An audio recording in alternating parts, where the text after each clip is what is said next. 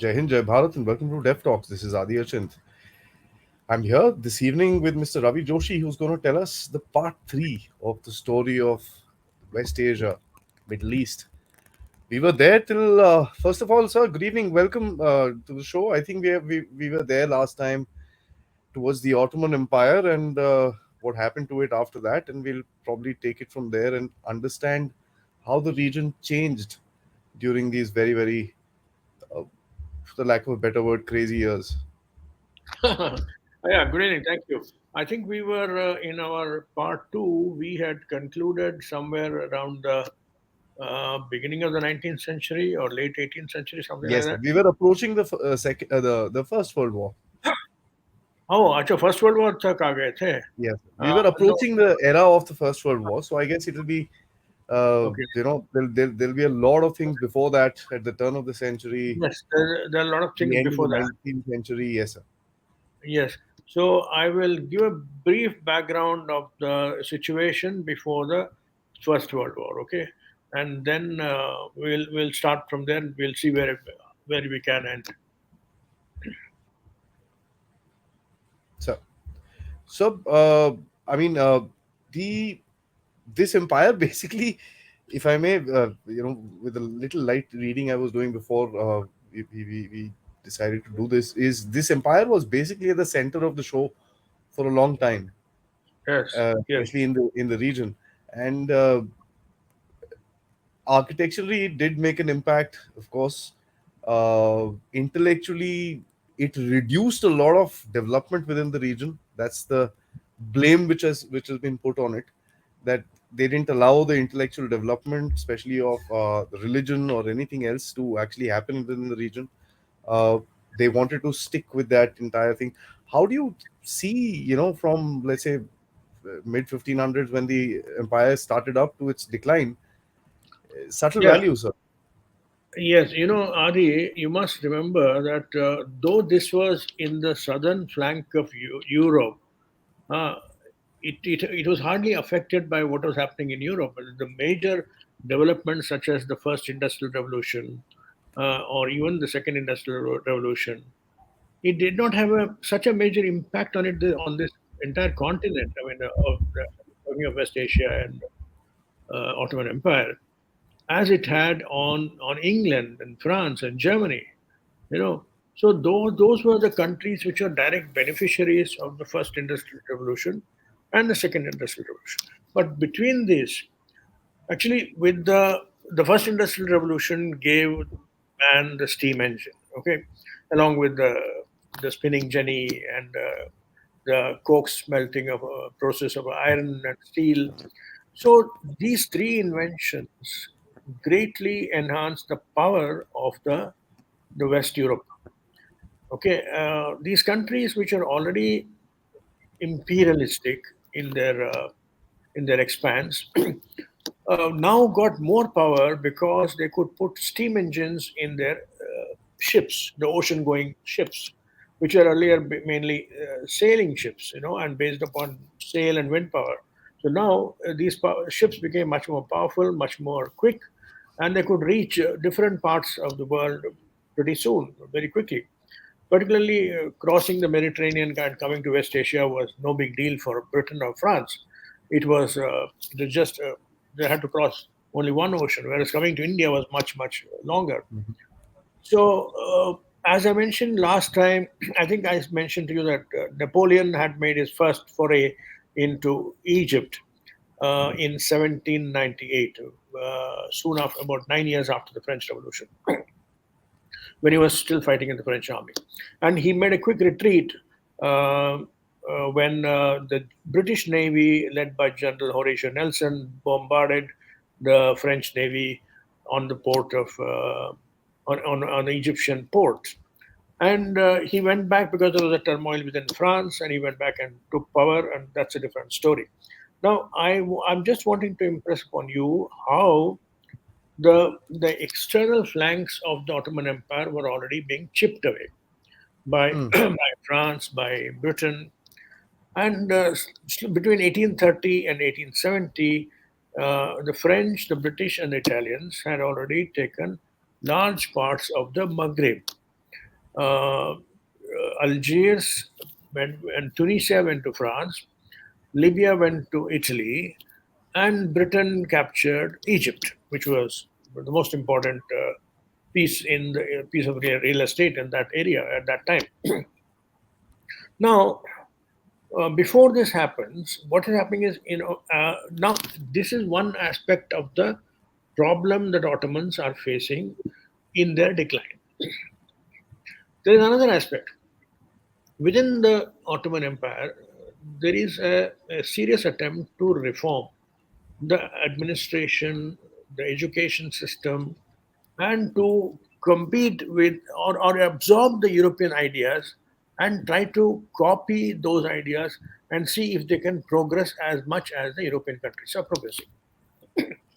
So, for this, there is also pressure from the European countries, but Sultan Abdul Majid, who was ruling from 1835 onwards, 1834-35, he was one of the first ones to realize the importance of Western liberal ideas. So he did two major things. One is he declared that from now onwards, all citizens of the Ottoman Empire will be treated equally before the law. This was it might sound very trite, but it's a very Normal. revolutionary step. It's a very revolutionary step because there were Armenians, Greeks, Jews, Druze, Maronite Christians, Orthodox Christians, and Sunnis and Shias, everybody in the Ottoman Empire. And to treat them all on equal terms as you treat a Turkish citizen was a revolutionary idea. This almost shocked the people. I mean, it shocked the people within Turkey that now they're going to be treated as equally like an Arab or an Egyptian or a Syrian. So that was one first revolutionary thing he did. Second was he introduced a new code of laws other than the Shariat. So far these countries were all being ruled by the Shariat, Islamic law, and the Turkish Empire or the Ottoman Emperor was known as the Caliph of Islam, the Caliph. And the Caliph of Islam means that he is a religious leader. He is not only a political sovereign but also a religious leader. So now, if the Islamic religious leader introduces a law which is other than the Sharia, it is bound to shake up the entire ulama, the entire religious clerics, this class of people who have made their living on teaching only the Quran and the Sunnah and Hadith. You know, so they were shocked, and they did not know how to react to this. But it was coming from the Caliph. You cannot openly question what the Caliph is doing, where then you are going against the Islamic principles. So there was this was announced, but this was not being applied uniformly and everywhere. It did not start application immediately. So there were pockets of resistance, but this had started.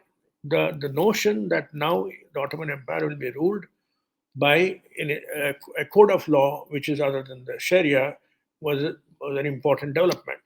So these are the two major things that Abdul Majid did in 1840s. He did one more thing. This whole package is called Tanzimat or the Reformation. He did one more very important thing, that he suppressed the Janissaries, who were the military force that served the Caliphate of Ottomans. Uh, they had become, though they were the most loyal and most obedient soldiers of the Islamic Caliphate, they had become a vested interest, a major section of power within the Ottoman society.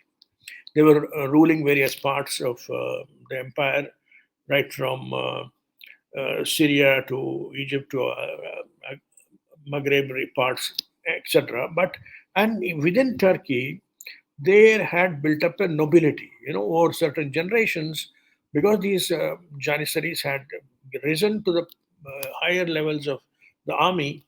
They had become part of the nobility who were advising the rulers. So this was not very conducive to maintain the power of the king. So he decided to disband the Janissaries. And when there was a revolt, he executed nearly 130,000 people who were killed. This was a huge amount of bloodshed, and this shook up. And he was already building a modern army on the lines of European armies, an army that is obedient to the political rulers, whether it's the king or the parliament, and which will not interfere in the affairs of the state, but will only obey the king. So this kind of army he was going to build, and he had requested the help of the German military general uh, Bernhard Moltke. Bernhard Moltke, Bernhard Helmut Moltke, was the field marshal of Germany, who had actually revolutionized the concept of warfare and the concept of armed service in Germany. This was in the 1850s, 1860s. So he was the one who was going to advise Sultan Abdul Majid, on how to build a new professional army. So this was the part of the development which was going to disrupt the existing Ottoman monarchy as it was known in the West Asian region. Because West Asian region, you must remember, was far more backward than the Christian empire of Ottoman Empire, Christian part of the Ottoman Empire, which was there in southern Europe, like Bulgaria, Romania, Moldavia, Montenegro, Greece, all these countries. Okay, these were much more advanced, much more open to education and European ideas, all that. So they were on a different footing compared to the West Asian region, which were far more backward. And within West Asia, Egypt was far more advanced than compared to Iraq, or than compared to Arabia, than compared to Syria. So you must remember there are shades of developments happening. Uh, and all of Ottoman Empire is not one monolith. There are different shades of development in the region. And now, as the the first industrial revolution, and actually the beginning of the second industrial revolution, the railways and the telegraphs come to occupy a central role in the progress of this region. So the Sultan starts building railway line again with the help of the Germans, uh, right from Turkey to from Istanbul to Damascus, Aleppo, and he wants to connect this line to Medina, the famous pilgrimage center. So, and the Germans have this dream of connecting this link to Berlin. So they want to make this Berlin, Istanbul, Baghdad, Medina. You know, so it's a very ambitious project, but the Istanbul Damascus railway line is complete, and the telegraph system, incidentally, is set in place by the French. You must remember here, the Ottomans have been friends with various kingdoms in Europe. The French king, the British monarch, and the British actually was that time already ruled by prime ministers and parliaments, not by monarch. But France had still Napoleon III at that time, and these kings were helping the Sultan when it suited them, and were fighting him when it did not. When they wanted to capture his territory, they would go to war with him. But when Russia was going to capture the territory of the Ottoman Empire, both Britain and France would join hands and support the Ottoman king.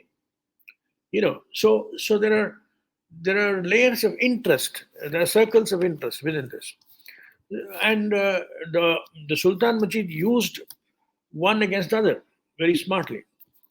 For instance, he used the French to build a telegraphic network.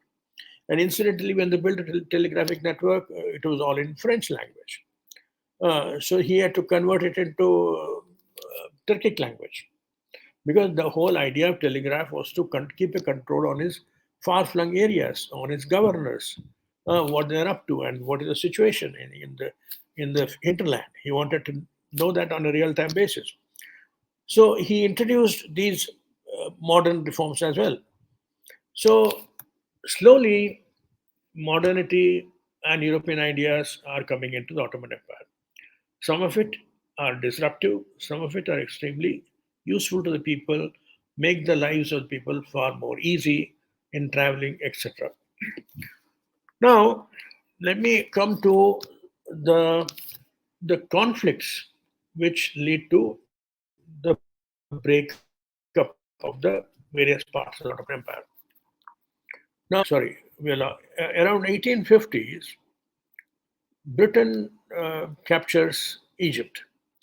Now, we can go into a separate chapter of discussion on Egypt. I don't know whether we'll do it later on if we required. Uh, Britain captures Egypt from a governor called Muhammad Ali, who was sent by the Ottoman king to control Egypt in the post-Napoleonic era. You know, if you remember, I said Napoleon had come in 1789, and by 1801, all the French had left Egypt. But soon after that, Muhammad Ali came as the governor of the Ottoman Empire into Egypt, and he became a powerful dictator himself. He thought that he could rule as the caliph himself, and he started modernizing the army. He started building up his own an army, being more loyal to him than to Istanbul, and he went on an actually what the Ottoman kings did also were they used him to suppress the rebellion and the internecine conflict in Saudi Arabia between the Abd al Wahhab's followers, the Wahhabis, and the house of Ibn Saud, and the Grand Sharif of Mecca, the Hussein ibn Ali. The Hussein ibn Ali comes much later, but his predecessors, who had a claim, they were called Rashid Pasha, who opposed Ibn Saud.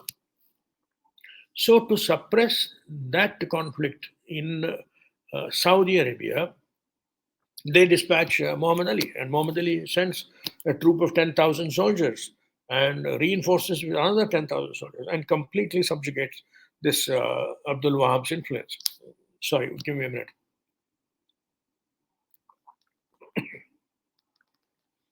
So, all this makes Muhammad Ali of Egypt much more powerful.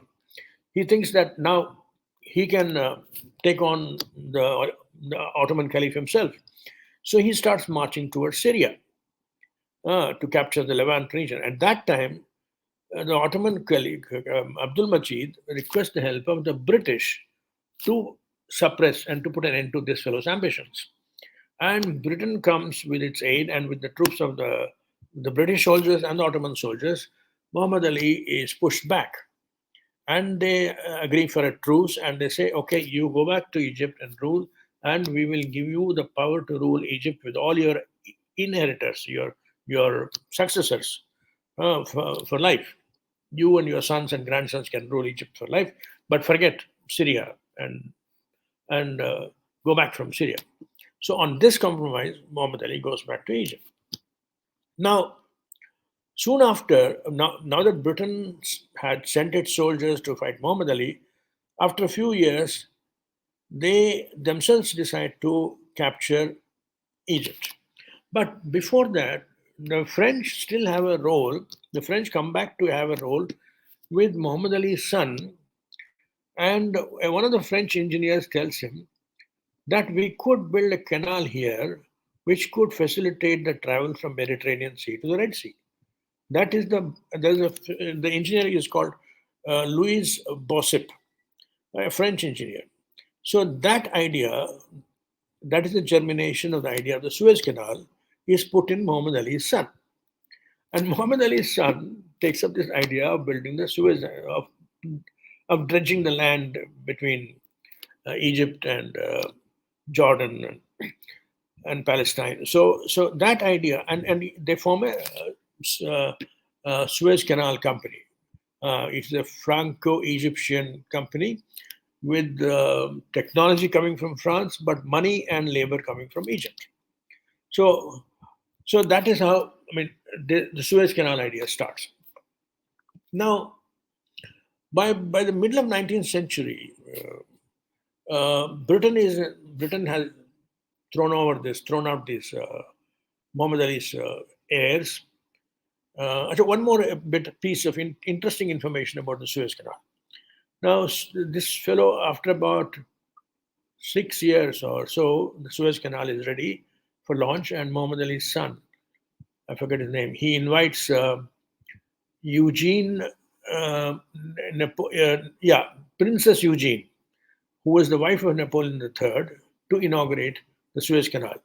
And along with it come British prime ministers and Austro-Hungarian kings, German kings, and all of them, and of course the Ottoman Caliph, to witness the grand opening of the Suez Canal. And Napoleon III's wife, Eugene, she goes in a royal yacht. That's the first yacht to cross the Suez Canal. She goes in her yacht, followed by other yachts of other kings of Europe. So that is a minor interesting incident about the Suez Canal. Anyway, by about 1870, Egypt is in the control of Britain. So now, slowly, Ottoman Empire is getting hived off. Okay. Now, on the European side, let's come. Show the map. The map of. Yeah, show me the other map.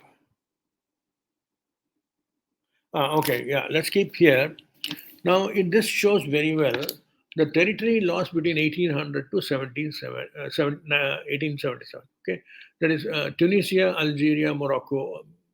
Tunisia and Algeria have gone to France, and Libya has gone to Italy. Egypt is in the hands of Britain. Now, this particular area, you see, from Aden to Medina to Transjordan, Iraq, this green patch, this is known as the Fertile Crescent. And he who controls the Fertile Crescent controls West Asia because that is the most fertile area.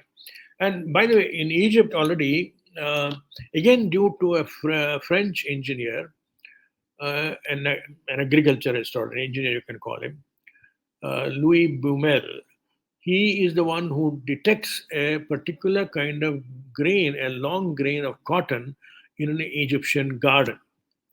And he tells the people, the government of Egypt, to cultivate this in their lands.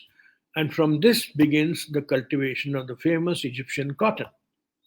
Egyptian cotton, which became famous around the world for its fine texture and was the main source of export for Egypt to Europe, mainly to London, mainly to Britain, and then to France, and becomes the main revenue source for Egypt. And this Muhammad Ali's sons have made a fortune by cultivating this particular Egyptian cotton. So now, what I'm trying to say is that the influence of French in both in the Suez Canal and in growth of Egyptian cotton, they're very important to notice. So now we come to the Turkish Empire in the European part. Uh, if I move my this thing cursor, can you see it? No, no.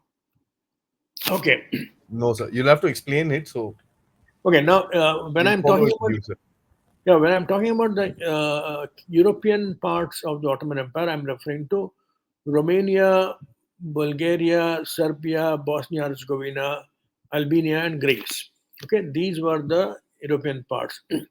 And slowly, these parts, Russia is the main contender to occupy these parts or to support the battle of these countries against Ottoman Empire.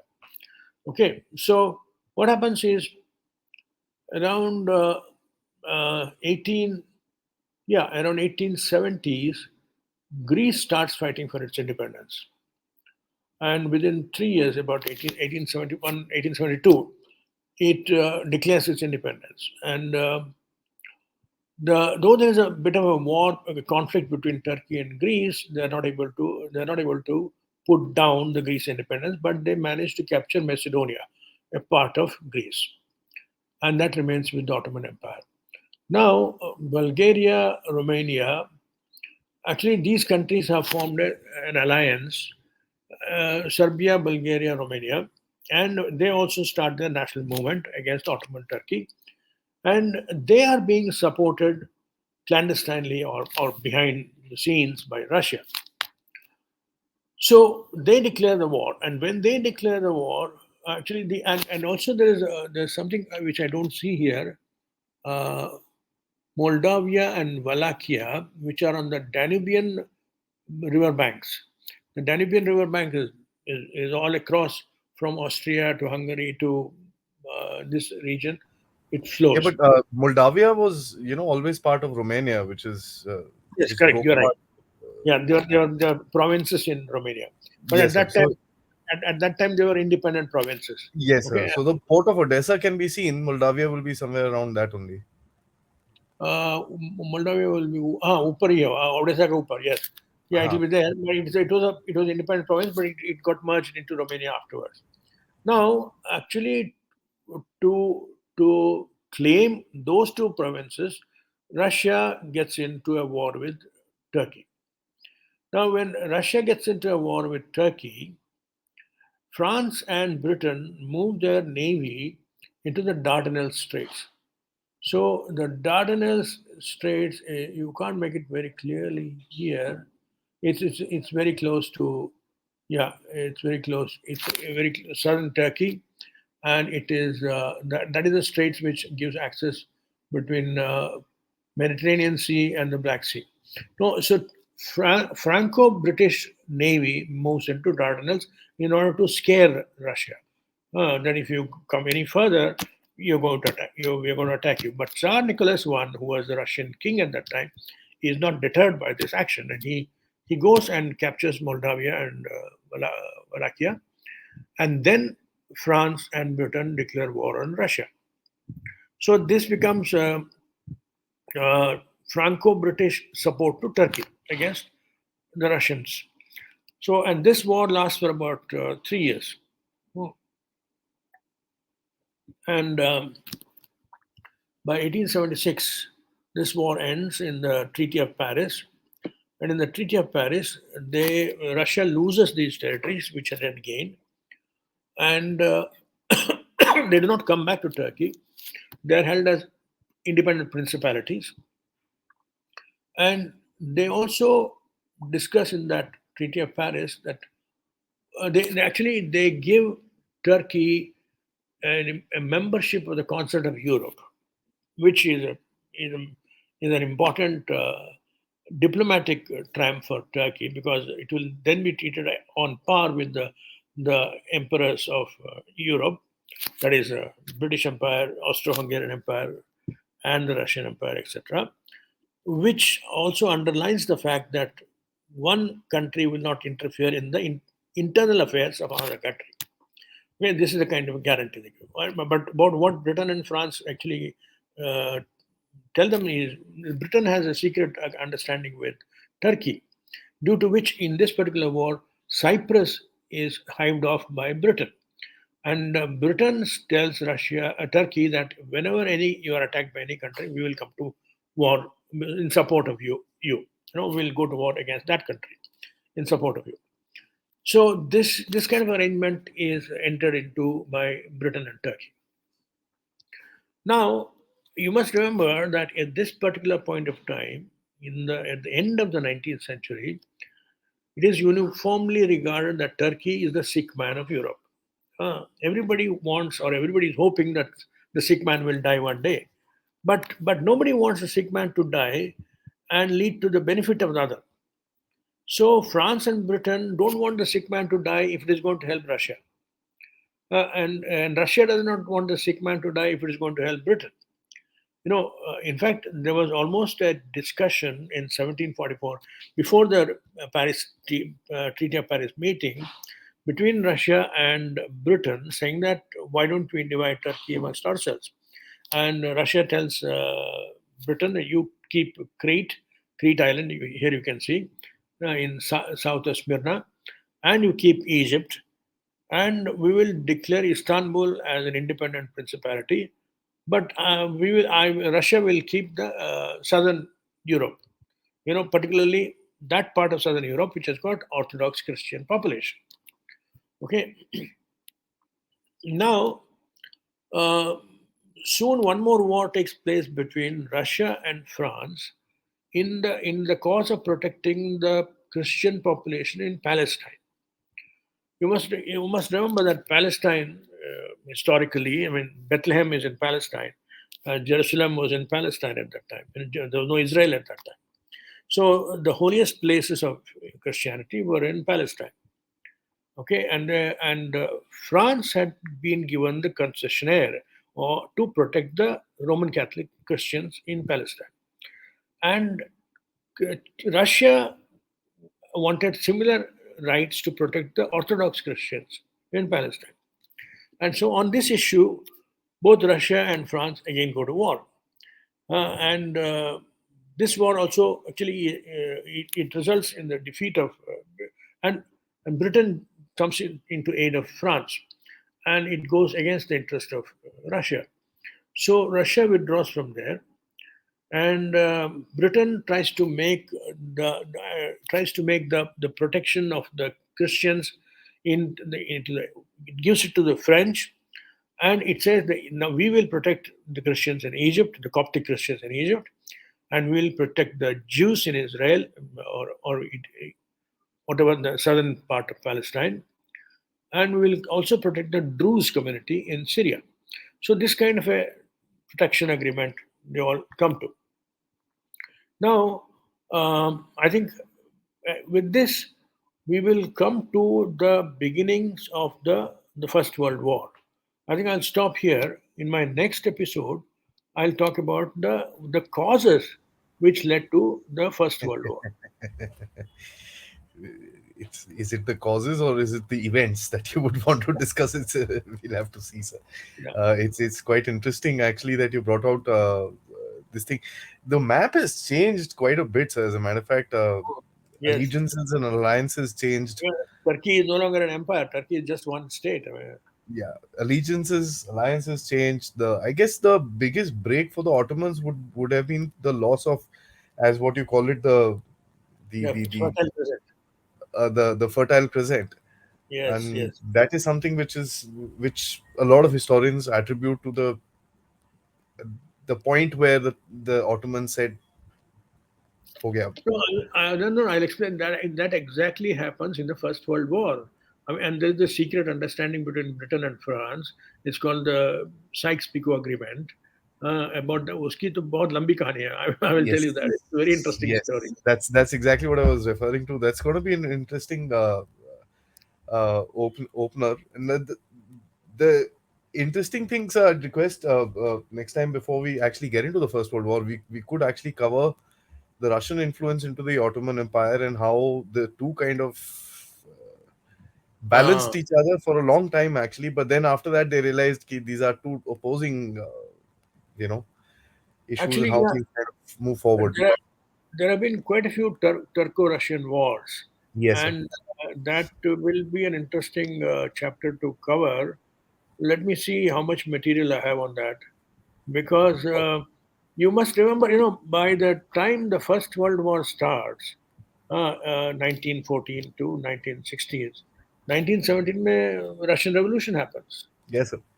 Okay, and then the Tsar is overthrown, and then the whole situation changes. Russia is practically out of. It draws a Yeah, curtain on it. they withdrew from the war. They said enough. It, We can't. it We're withdrew not from the fighting war. anymore. It withdrew from Europe. I mean, there was a curtain, iron curtain, as Churchill famously called it. So, but still, it is important what you mentioned to know the present background of the Russo-Ukrainian Turks and war. the yes, sir. Yeah, and the relationship between the Russians and the Turks. Though it is actually, Turkey goes in completely into the NATO area. Thereby, it becomes not a great friend of Russia. Though Erdogan has changed the equation because he has been so openly talking against. Initially, Erdogan was yearning for EU membership and all that, and then he got dejected by the whole idea that why should I try for it? It's not even worth it. He gave up that. Then he has been questioning the NATO relationship. So that we should talk about We separately. will, sir. It's going to be interesting because this is the region even today which can actually upset a lot of things for a lot of people. uh, because of the predominance of oil which comes out of that. In any case, sir, we'll take that up the next time. This has been a very Yeah. highly educative episode from to all the audience. This is basically the build up to the First World War, which is what we're talking about. Uh, whatever the whatever stuff that sir has mentioned, it may seem far away from the First World War, but it's, in history, it's always a slow rolling ball that Leading, kind of. it's all leading up to it. Yeah. So it's quite an interesting game, and uh, one can just for a moment actually look back, and what was India at that particular point of time also will be very interesting for the Yeah. audience to kind of research and Eight- try and relate to this history.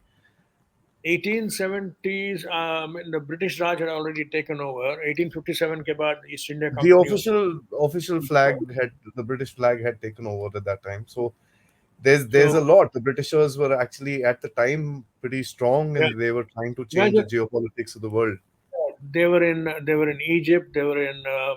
Basra, they were in various parts of Baghdad, and they had land bases in Kuwait and Bahrain, and they were playing this vicious game in Saudi Arabia. You know, a very perfidious game with So there's Colonel T. Lawrence helping out the Sharif, the Grand Sharif of Mecca. Mecca. So that's I'll talk about that next when I come to it. Right, sir. Thank you so much for the research and the effort. It's always lovely talking to you. Till next time, sir. Jai Hind. Thank you, thank you.